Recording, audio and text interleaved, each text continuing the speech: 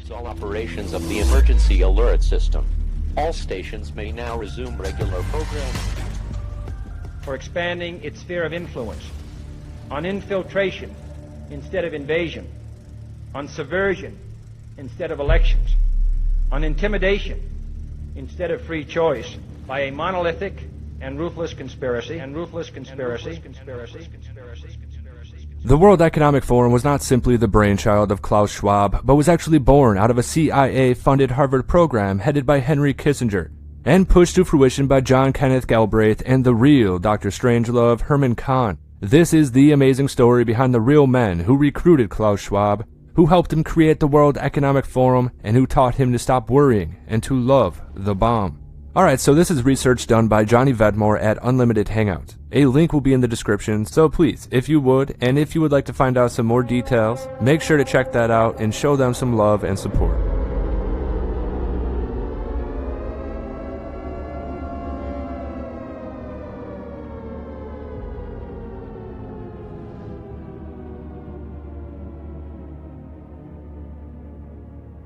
The World Economic Forum's recorded history has been manufactured to appear as though the organization was strictly a European creation, but this isn't so. In fact, Klaus Schwab had an elite American political team working in the shadows that aided him in creating the European-based globalist organization.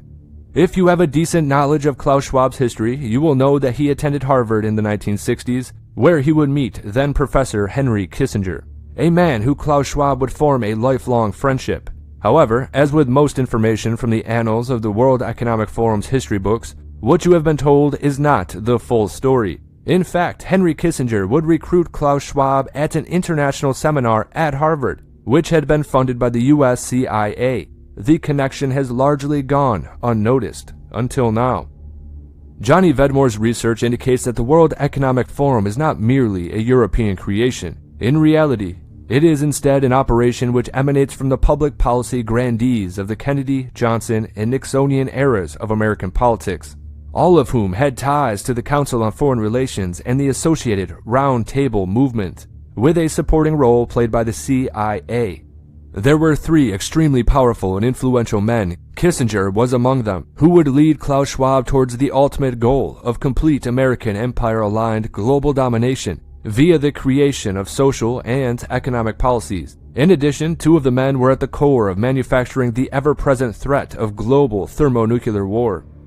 By examining these men through the wider context of geopolitics of the period, the goal is to show you how their paths would cross and coalesce during the 1960s, how they recruited Klaus Schwab through a CIA-funded program, and how they were the real driving force behind the creation of the World Economic Forum.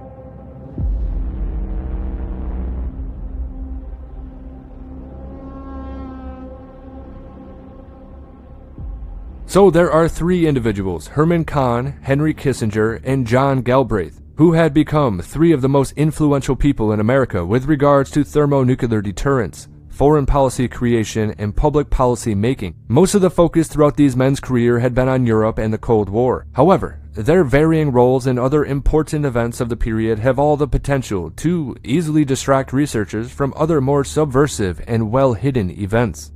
These three powerful Americans were all linked with each other in various ways, but one interesting and notable thread in particular ties these men together during the period between 1966 and 1971, with the creation of the Kissinger-led 22-man panel of advisors to help, and I quote, shape European policy. But that's not all. They are also tied to the founding of the World Economic Forum. All three men were members of the Council on Foreign Relations, the American branch of the Anglo-American imperialist Round Table movement. Henry Kissinger already had deep ties to the CFR, having been recruited by them straight after graduation. Galbraith had reportedly resigned his membership of the Council on Foreign Relations in a highly public way in 1972, stating that the council was boring and telling a journalist most of the proceedings involve a level of banality so deep that the only question they raise is whether one should sit through them.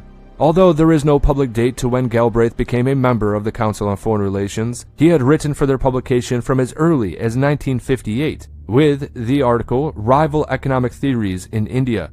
These articles were printed in Foreign Affairs, the official Council on Foreign Relations journal or magazine. Herman Kahn could also be found publishing some of his essays through the council as well, writing the piece Our Alternatives in Europe in July 1966. And, of course, If Negotiations Fail in July 1968. Both of these were published as he was working as an official advisor to the State Department. Before the 1960s, these three extremely influential American intellectuals had each been deeply involved in trying to understand the problems of a post-war Europe, and they tried to map out the future of the war-stricken continent.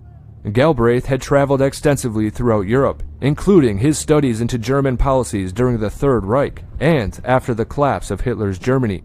Galbraith would go on to study the Soviet systems in much of the same way. Galbraith's influence over the future President John F. Kennedy from a very early age cannot be understated, and Galbraith was powerful enough to see JFK begin withdrawing troops from Vietnam on his recommendation. When Kennedy was assassinated in Dallas, Galbraith would be the man to draft the incoming president's initial address to the nation. But Galbraith was soon to be pushed off to the sideline. So, during the turmoil of the 1960s, Galbraith would be close with Henry Kissinger, both men being Harvard professors, members of the Council on Foreign Relations, and both men seemingly had the same goal of making Europe stable enough so that the continent was well defended against any potential Soviet aggression. To Galbraith and Kissinger, and also to the wider American political establishment, Europe was the main threat to not only global stability, but also to the prevailing American hegemony in general. The relative stability in Europe during the post-war period was perceived as being due to the thermonuclear standoff. And from very early on, Kissinger identified this dynamic and began to manipulate the situation for the benefit of American supremacy, which is interesting because they're all working towards the downfall of America today. Henry Kissinger was not alone in trying to understand the complex dynamics at play in relation to thermonuclear deterrence and how it affected policy making. Herman Kahn was the leading figure on thermonuclear strategic planning during the same period, and Henry Kissinger's work concerning the same subject matter from the mid-1950s onwards would see him cross paths with Herman Kahn on many, many occasions. So Herman Kahn offered Henry Kissinger something which all politicians and policymakers crave: the ability to predict future events with relative accuracy. Herman Kahn was a veritable prophet concerning the technological advancements of the not-so-distant future, and his work, although often stoic and bereft of human emotion, has stood up very well to the test of time. Kahn and Kissinger's goals would overlap during the mid and late 1960s, and as the threat assessments Kahn made during this period became more optimistic, Henry Kissinger would see Kahn's work as being fundamental in offering a new future to the people of the world. However, Henry Kissinger's vision of the future was not a free and fair society advancing into a quote-unquote brave new world, but rather Kissinger intended to create an image of the world which had been skewed by his own Council on Foreign Relations-driven establishment perspective. Although he would attempt to rebrand himself as a true statesman, Kissinger would continue to subvert not only foreign democratic processes, but also to undermine the American system for the eventual benefit of a globalist agenda. The problem of the Bush presidency will be the emergence of a new international order. Within the next 4 years, we will see the emergence of a new international order. The beginning of a new international order.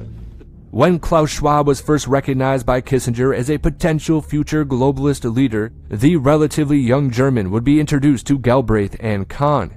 This would coincide with Herman Kahn's work identifying the need to specifically train individuals with leadership potential separately from those who attend the prevailing standard educational models. While that sounds a lot like Klaus Schwab's Young Global Leaders program, doesn't it? Even Vladimir Putin and so on, they all have been young global leaders of the World Economic Forum. Mm-hmm. But what we are very proud of now is the young generation, like Prime Minister Trudeau, President of Argentina and so on, that we penetrate the cabinet. So yesterday I was at a reception for Prime Trudeau, and I know that half of this cabinet, or even more half of this cabinet, are for our actually young global leaders of the world. So, in the year Klaus Schwab left Harvard, he was approached by Peter Schmid-Heine, who had just sold Escher Weiss to the Sulzer Group. Escher Weiss was a Ravensburg factory during World War II and had been managed by Schwab's father, Eugene Schwab. Now, if you haven't watched my video about this subject, I suggest you do. It's pretty interesting. Anyway, he had been involved in making heavy water turbines for the secretive Nazi atomic bomb effort. Klaus Schwab speaks in one interview about the moment Schmid-Heine called him up, saying, and I quote, "You come from Harvard now and know modern management methods. Come to help make the integration a success." However, what Klaus Schwab did not mention is that he would help Sulzer and Escher Weiss to merge, resulting in a new company called Sulzer AG. That company, where Schwab would serve as director, well, they would go on to break international law by aiding the South African apartheid regime in its illegal thermonuclear bomb program. Again, that is something that's covered in the deep dive into Klaus Schwab. Anyway, Klaus Schwab had only just left the sphere of influence of some of the most significant experts in thermonuclear war, and within the same year as leaving Harvard, he would head up a merger of a company dealing in the propagation of thermonuclear bomb technology to despotic regimes. For many of us who do not map out terrifying extinction scenarios, we may be left believing that apartheid South Africa gaining the nuke at this point in history would have been one of the worst things that could have happened. However, Herman Kahn's thermonuclear disaster scenarios had led the rotund genius to believe that barring a disaster, sabotage, or an accident, no major nuclear power would dare fire a thermonuclear weapon as an act of aggression for the foreseeable future. In fact, the establishment thinking had changed significantly, to the point where Herman Kahn and others were advising that in certain scenarios, making a country such as France a nuclear power could have significant benefits to security, both regionally and globally. Thermonuclear war was no longer the be-all end-all of strategic defense policy, and it was in the dying embers of the 1960s where the same people who had caused all of the fear of a thermonuclear apocalypse really did stop worrying and learned to love the bomb.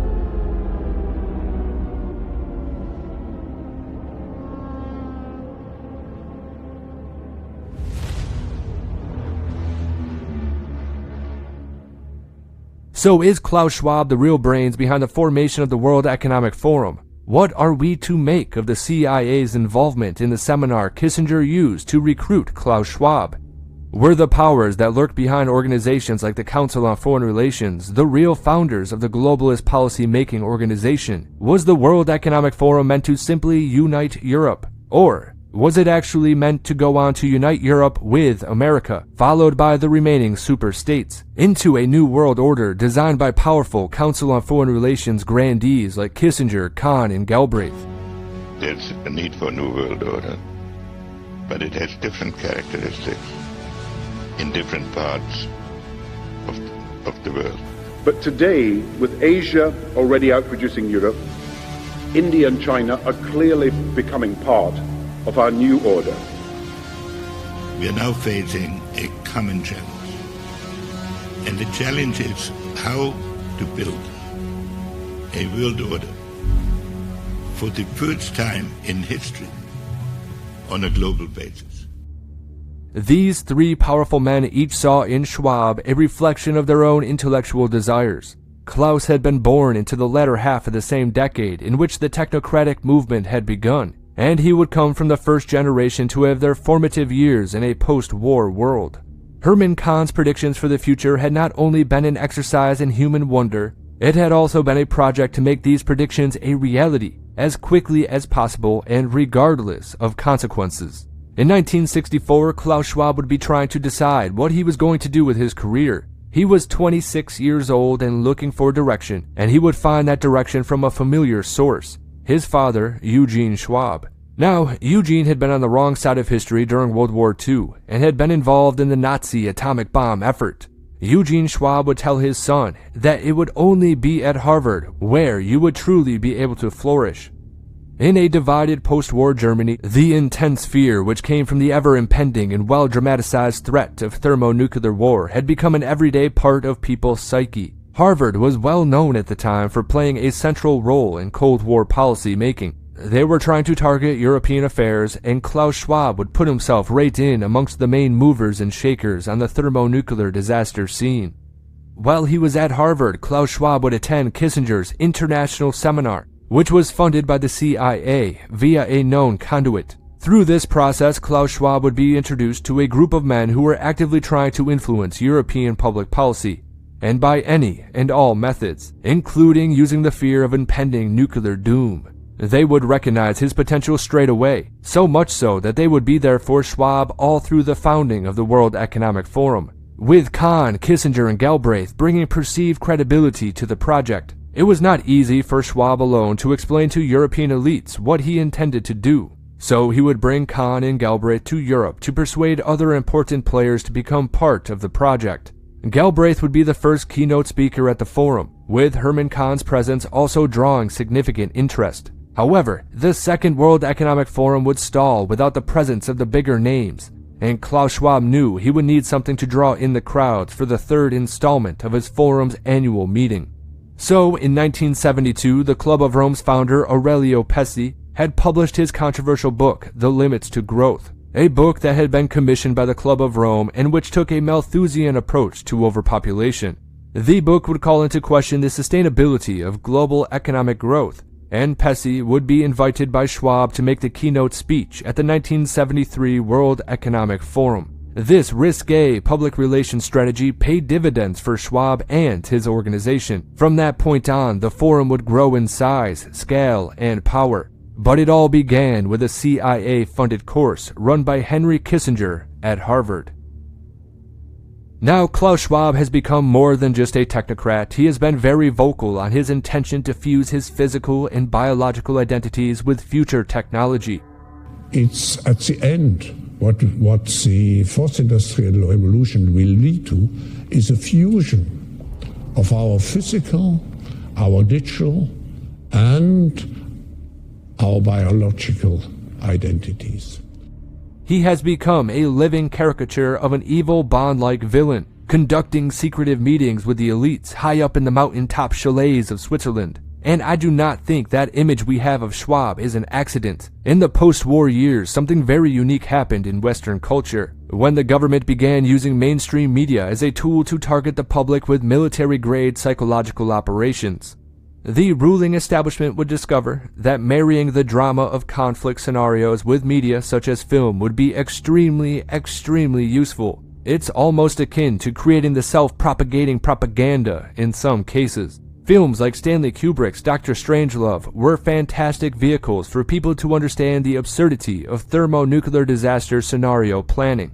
If people perceive you as an all-powerful evil villain, then you may not gain the support of the common man. However, you will gain the attention from those who seek power and wealth. It's almost like a moth to flame. But what they're referring to are the people they consider stakeholders in society. This is very important to understand. The projection of extreme wealth and power will attract and bring the quote-unquote stakeholders of society to the World Economic Forum's table. Now, with those stakeholders on board, Klaus Schwab's main ideological product, stakeholder capitalism, will see the transfer of power away from true democratic processes and onto a system of governance by a small, pre-selected leadership group. This group will be trained to continue the agenda set for them by the previous generation. As predicted by Herman Kahn, they will hold all the cards, while the common people will be left with just the illusory pseudo-democratic process, poverty, and constant, absurd psychological operations to distract us all, constantly. Klaus Schwab would soon become everything Herman Kahn had feared during his most pessimistic predictions. When the Club of Rome produced the Limits to Growth report, it was Herman Kahn who would refute its findings and rally against its pessimism, while at the same time, Klaus Schwab would make it central to his machinations and have the founder be the keynote speaker at his forum in Davos. Okay, so our current geopolitical situation is seemingly regressing back towards the East versus West dynamic of the Cold War era. Again, with recent events in Ukraine, the mainstream media is regurgitating nuclear talking points which are completely parallel to those of 60 or 70 years ago. Now I believe that there is a very obvious reason to our return to Cold War rhetoric. It's a very obvious sign that Klaus Schwab and his backers are out of ideas. They appear to be returning to a geopolitical paradigm in which they feel safer and, more importantly, which will cause mass fear of thermonuclear war. This rinse and repeat cycle will always happen once an ideological movement is running out of original ideas. Since the late 1960s, Klaus Schwab has been trying to create the world in which Herman Kahn predicted.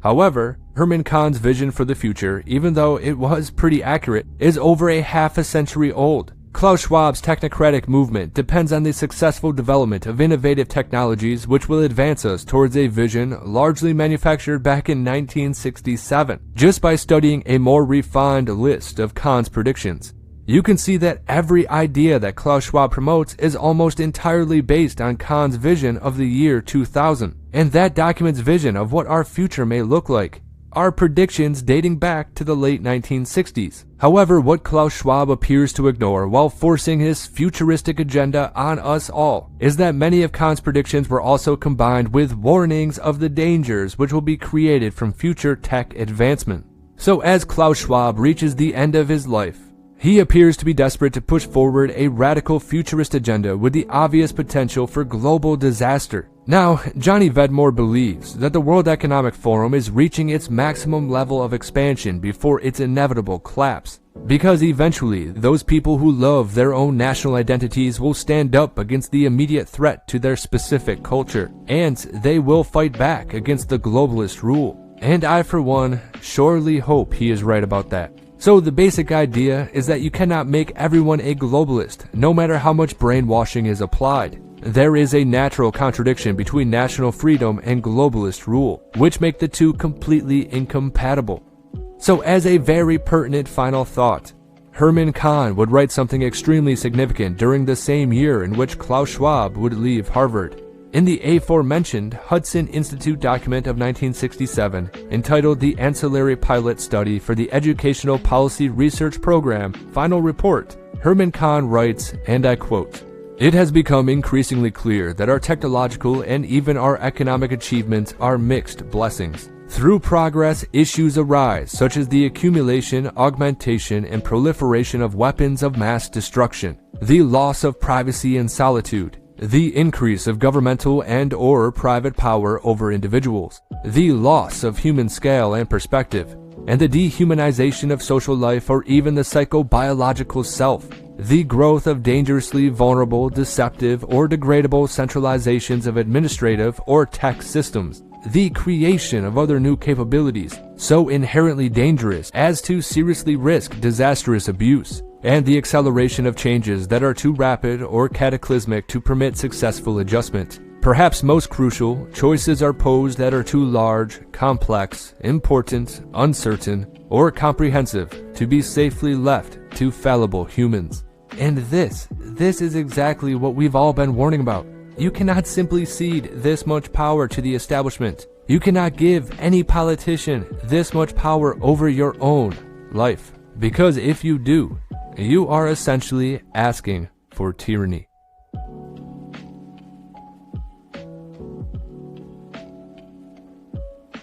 Once again, this is Helio Wave. If you like the content, like, comment, and subscribe. Share the video if you want to. If you're in a position to, consider subscribing on Locals or Subscribestar. Make sure you disobey those true fascistas, the technocrats, and the transhumanists. But, of course, as always, I do hope you have a good night.